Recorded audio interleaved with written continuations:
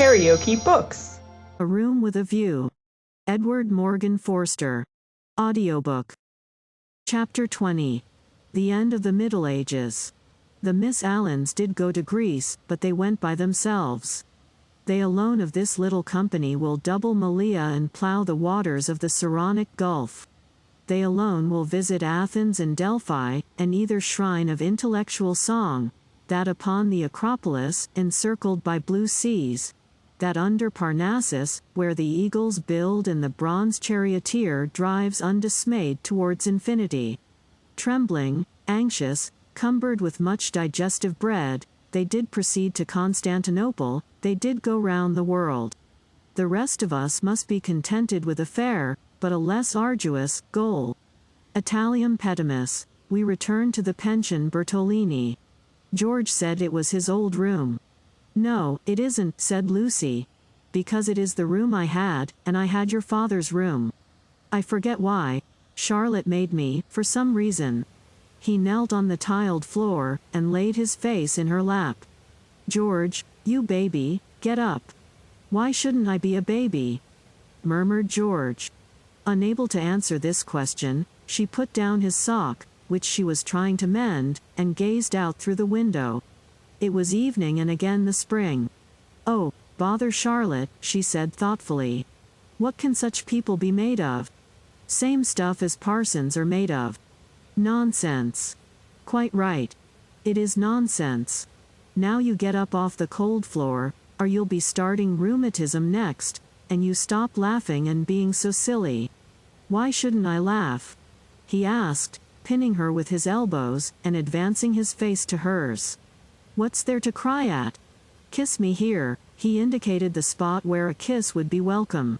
He was a boy after all. When it came to the point, it was she who remembered the past, she into whose soul the iron had entered, she who knew whose room this had been last year. It endeared him to her strangely that he should be sometimes wrong. Any letters? He asked. Just a line from Freddie. Now kiss me here, then here. Then, threatened again with rheumatism, he strolled to the window, opened it, as the English will, and leant out. There was the parapet, there the river, there to the left the beginnings of the hills.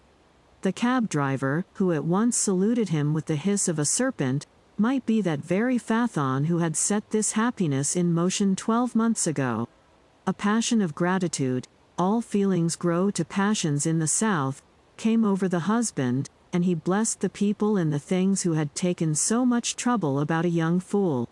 He had helped himself, it is true, but how stupidly. All the fighting that mattered had been done by others, by Italy, by his father, by his wife. Lucy, you come and look at the cypresses, and the church, whatever its name is, still shows. San Miniato. I'll just finish your sock. Signorino, domani faremo uno giro, called the cabman, with engaging certainty. George told him that he was mistaken. They had no money to throw away on driving. And the people who had not meant to help, the Miss Lavishes, the Cecils, the Miss Bartletts. Ever prone to magnify fate, George counted up the forces that had swept him into this contentment. Anything good in Freddie's letter? Not yet. His own content was absolute, but hers held bitterness. The Honeychurches had not forgiven them. They were disgusted at her past hypocrisy. She had alienated Windy Corner, perhaps forever. What does he say? Silly boy. He thinks he's being dignified. He knew we should go off in the spring, he has known it for 6 months, that if mother wouldn't give her consent we should take the thing into our own hands. They had fair warning, and now he calls it an elopement. Ridiculous boy. Signorino, domani faremo uno giro. But it will all come right in the end. He has to build us both up from the beginning again. I wish, though, that Cecil had not turned so cynical about women. He has, for the second time, quite altered. Why will men have theories about women? I haven't any about men. I wish, too, that Mr. Beebe. You may well wish that. He will never forgive us, I mean, he will never be interested in us again. I wish that he did not influence them so much at Windy Corner. I wish he hadn't, but if we act the truth, the people who really love us are sure to come back to us in the long run. Perhaps. Then he said more gently, well, I acted the truth, the only thing I did do, and you came back to me. So possibly you know. He turned back into the room. Nonsense with that sock. He carried her to the window, so that she, too, saw all the view. They sank upon their knees, invisible from the road, they hoped, and began to whisper one another's names. Ah! It was worthwhile. It was the great joy that they had expected, and countless little joys of which they had never dreamt. They were silent. Signorino, domani faremo. Oh, bother that man. But Lucy remembered the vendor of photographs and said, no, don't be rude to him. Then with a catching of her breath, she murmured, Mr. Eager and Charlotte, dreadful frozen Charlotte. How cruel she would be to a man like that. Look at the lights going over the bridge. But this room reminds me of Charlotte. How horrible to grow old in Charlotte's way. To think that evening at the rectory that she shouldn't have heard your father was in the house. For she would have stopped me going in, and he was the only person alive who could have made me see sense. You couldn't have made me. When I am very happy, she kissed him. I remember on how little it all hangs. If Charlotte had only known, she would have stopped me going in, and I should have gone to Silligrees and become different forever. But she did know, said George. She did see my father, surely. He said so. Oh, no, she didn't see him. She was upstairs with old Mrs. Beebe, don't you remember, and then went straight to the church. She said so. George was obstinate again. My father, said he, saw her, and I prefer his word. He was dozing by the study fire, and he opened his eyes, and there was Miss Bartlett. A few minutes before you came in. She was turning to go as he woke up. He didn't speak to her. Then they spoke of other things, the desultory talk of those who have been fighting to reach one another, and whose reward is to rest quietly in each other's arms. It was long ere they returned to Miss Bartlett, but when they did her behavior seemed more interesting. George, who disliked any darkness, said, it's clear that she knew. Then, why did she risk the meeting? She knew he was there, and yet she went to church. They tried to piece the thing together. As they talked, an incredible solution came into Lucy's mind. She rejected it, and said, how like Charlotte to undo her work by a feeble muddle at the last moment.